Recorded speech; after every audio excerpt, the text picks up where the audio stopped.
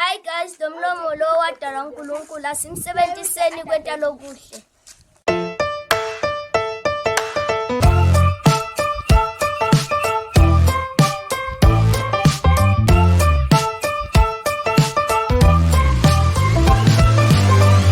Hi guys, namhla sizofunda kuba Efesu 4 verse 29.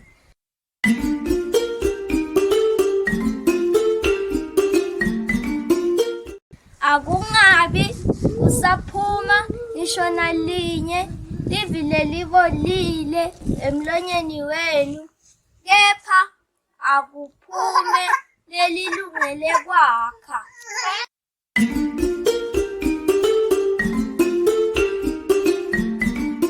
Hi guys, emagama yabolile kufokana kunqata kuyangana kambe manga kunyanga lomunye njengesikhathi nawuthi kulomunye mfana unenhloko enkulu noma nawuthi kulomunye nesilima noma ukhulume kabi nalomunye.